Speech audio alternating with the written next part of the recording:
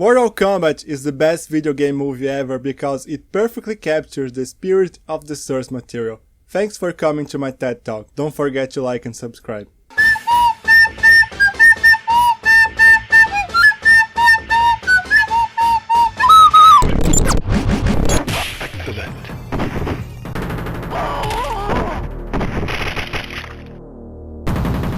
Sub-Zero wins fatality.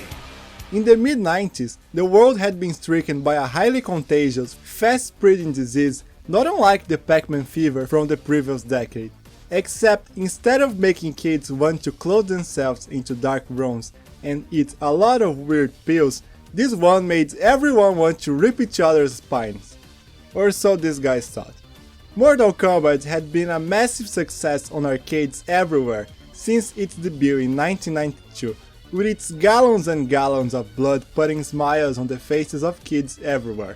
So of course someone would eventually try to turn this video game phenomenon into a multimedia franchise, spawning everything from TV series to stage shows. Everything without the characteristic blood spattering of the games though, otherwise the main target audience can't watch it. But the cornerstone of all that would have to be a live-action feature film. The man behind this soon-to-be merchandising empire was Larry Kazanoff, who had previously done the same for Terminator 2.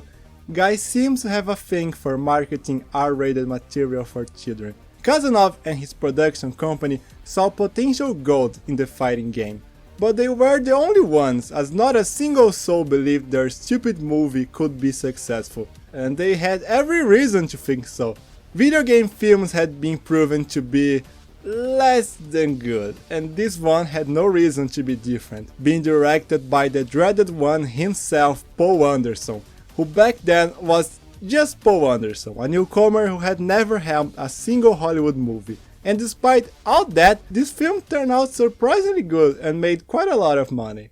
The flick more or less follows the premise of the games, in which once every generation there is a fighting tournament between champions of the Earth and of the outer dimension known as Outworld, which so far has won 9 editions of this Mortal Kombat. If they win another one, Earth will be invaded by the forces of the evil Emperor of Outworld, Shao Kahn, who is never named as such in the film by the way. So it's up to 3 nobodies who never met before to win this last edition of the tournament and save the world. The plot is pretty bare bones, which is to be expected from a movie based on a fighting game, but none of this matters since the source material didn't capture the imagination of millions with an intricate plot anyway. What really set Mortal Kombat apart from its peers back in the 1990s was its cheesy B-movie inspired tone. Its violence was inspired by Bloodsport and Kickboxer, while the fantasy elements and oriental motive came from the minds of someone who watched Big Trouble and Little China exactly once. So the filmmakers had it ridiculously easy when trying to squeeze that tone into a 1.5 hour movie. All they had to do was follow the template set by those previous films. Just by setting the tone right, this one would already be leagues above any other video game adaptation out there. But it chose to go above and beyond the Call of Duty and deliver a delightful experience not unlike from those movies it draws inspiration from. The film is a sequence of so-so fight scenes set in between moments of quirky exposition in campy sets, both of which are neatly enveloped by crappy CGI and a tongue firmly in cheek. And it is glorious. I mean, look at Goro. This unholy puppet looks like a cross between the Crypt Keeper and Baby Sinclair, movie with the stiffness you would expect from a product of a movie of this level, but this only adds to moments like he having a nice little chat with Kano over dinner. Yeah, well I'm kind of an underworld boss myself, you know. Well, I mean, back home. How lucky for them, back home. Or better yet, him getting punched in the nuts by Johnny Cage. Let's dance.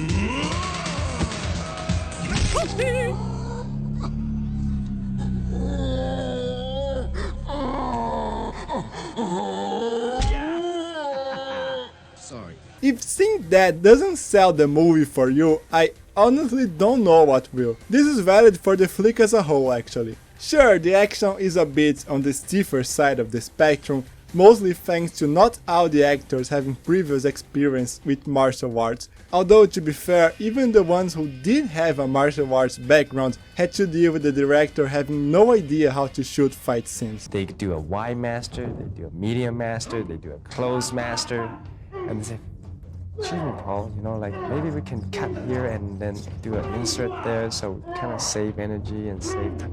Say, "No, but it's spectacular to do like one whole take." Where do you get these guys? But when we embrace the fact that all the fighting involves a 2.5 meter tall puppet with 4 arms, color swap ninjas with superpowers that don't know how to go downstairs, and like a samurai.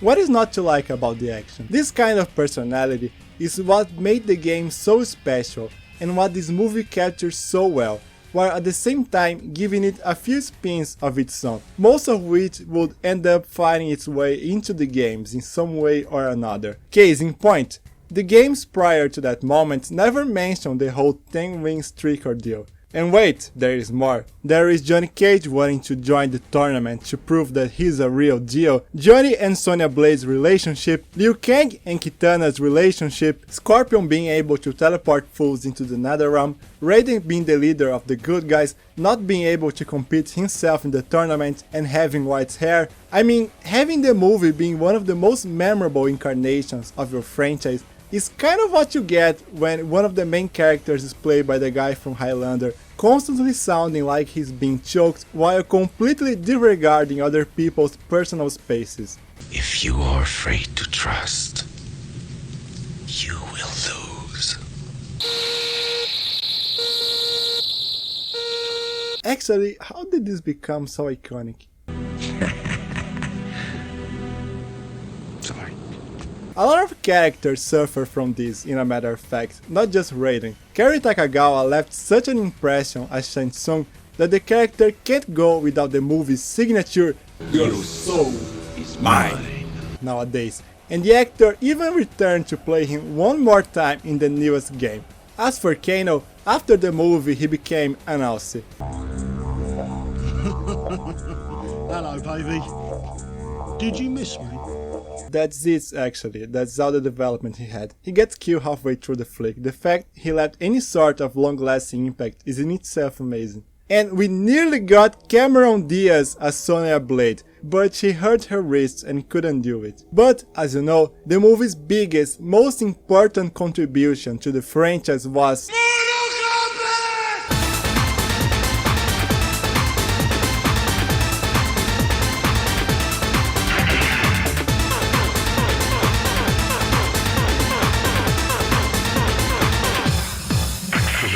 yeah, and nobody thought this would work either. An EDM soundtrack for a martial arts movie was just the most ridiculous idea, just for it to become the fastest selling EDM album at the time, with a song that outshined the film in several orders of magnitude, becoming the de facto theme of the franchise. And this is true for the entirety of the movie. Challenging everyone's expectation, it too would perform really well at the box office, remaining 3 consecutive weeks at the top, its success cementing how the public perceived several elements of the game's mythology and cast of characters when those were still at an embryonic stage, marking this work as an essential piece of the franchise history. The success of Mortal Kombat would lead to Kazanov sort of accomplishing his vision of a multimedia franchise, with the movie being followed by a stage show, a live-action TV show, a cartoon, and the unavoidable sequel, all of which suck ass. Too bad you will die. But may have contributed to the IP remaining in people's imagination long after its golden age had ended. Of course that this doesn't at all taint the legacy of the original film, which for all the reasons listed so far was and still is the best video game movie. Well, perhaps second only to the Street Fighter film, but that one is good for a whole different set of reasons. And before you ask, no, I've not watched the Sonic the Hedgehog movie, and I do not intend to. Please keep away from me and my children if you like Sonic. Anyway, that was my take on Mortal Kombat. Next time I will do another kaiju film.